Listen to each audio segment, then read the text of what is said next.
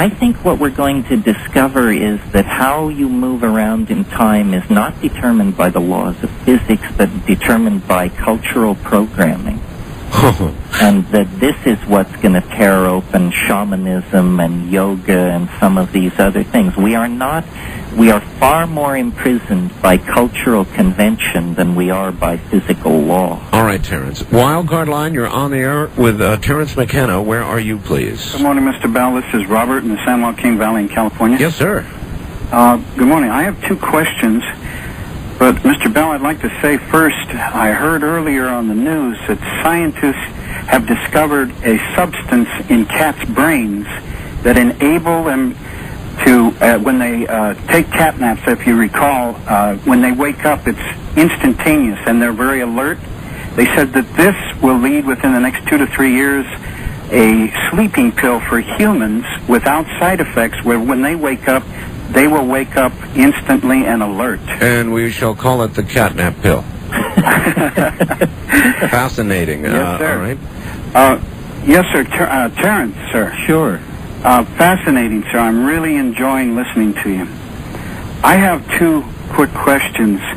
The first one, for most of my life, I heard people say that everyone has dreams.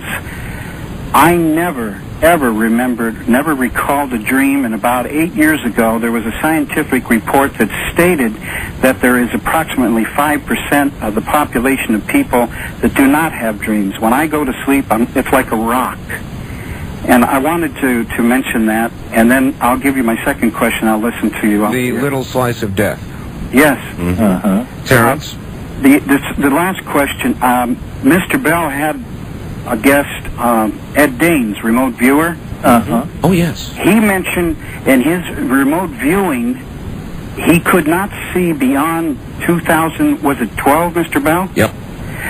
Now, and Christians refer to the rapture. I'm just wondering what your take would be on all of this. All right. Very good. Both good questions. Let's tackle the easiest one first, dreams. I'm not aware of a study that suggests that 5% of the population doesn't dream. Most of the people I've talked to suggest that everybody dreams. Maybe 5% don't remember them. And we were talking about dreams earlier with respect to DMT.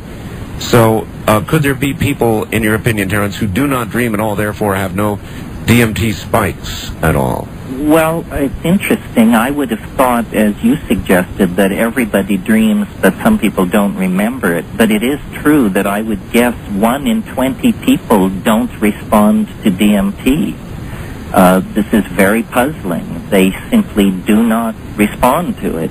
And, of course, this has never been studied because it's an underground drug. But there may well be, it may be that dreaming is something recently arriving in human evolution and not something we can just take for granted. So then, are we to presume that those who do not dream have not sufficiently evolved? Well, I wouldn't put it that way.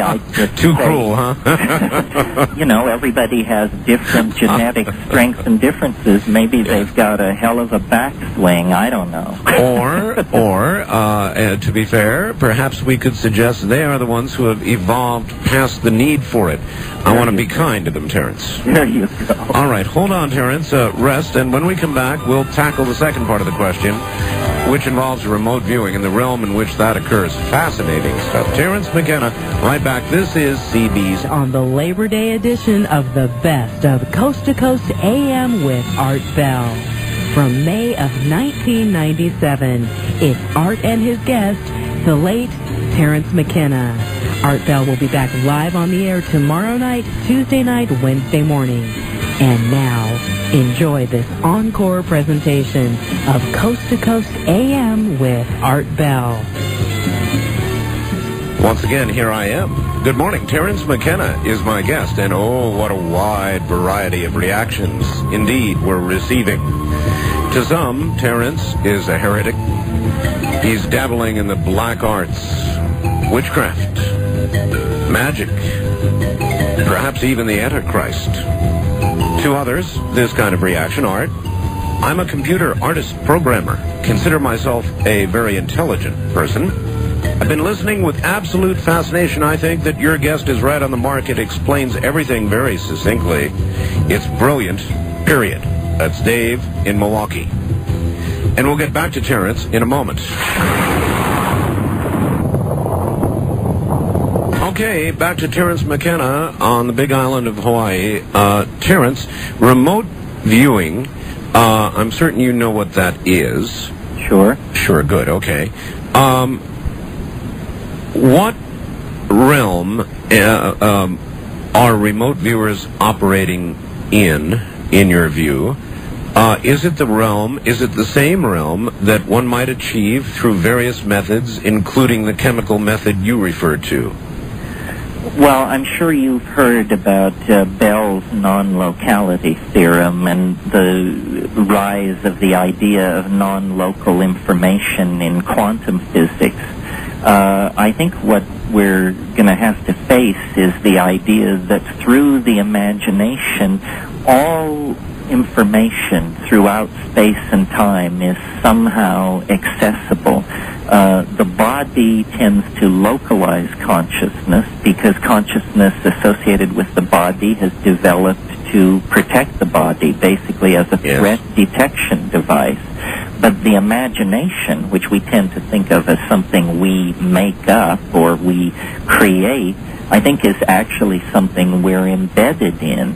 And if you can filter out the noise sufficiently, something like viewing at a distance, remote viewing, these things are a commonplace in these shamanic and psychedelic societies. But even aside from those, in the discipline, now when I say remote viewing, I refer to the discipline that the armed services came up with to spy. Naturally, of course, you know, the armed services are going to use it for a military purpose, and it was to spy. Now, in that process, there are very specific protocols that endeavor to erase the imagination, ensuring the purity of the information received.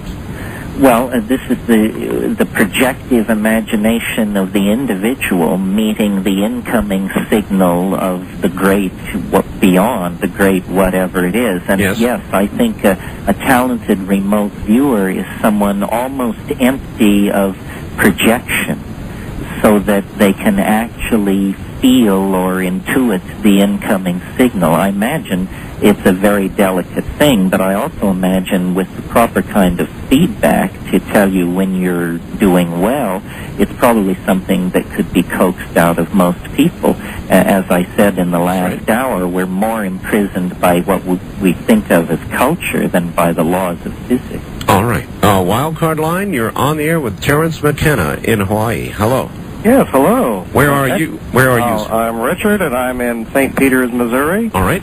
Mr. McKenna's been giving me some insight. I have been working with a system of divination called geomancy, and it consists of the generation of figures consisting of points. I use dice to generate the figures. Once the figures are generated, then a reading, in other words, a combination of figures, gives insight into future events.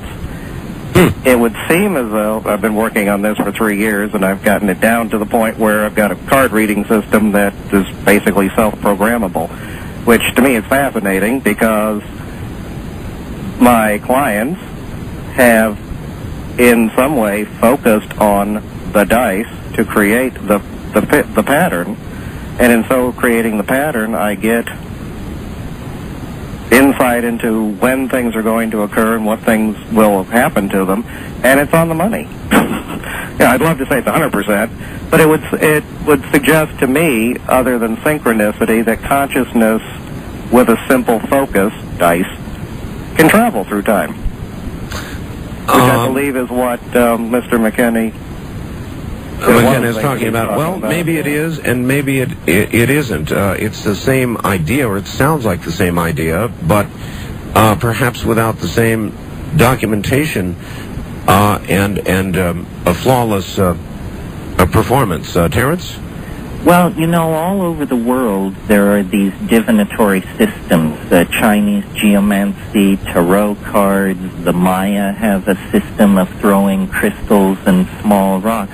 And skeptics who deal with these things, who are usually anti the paranormal,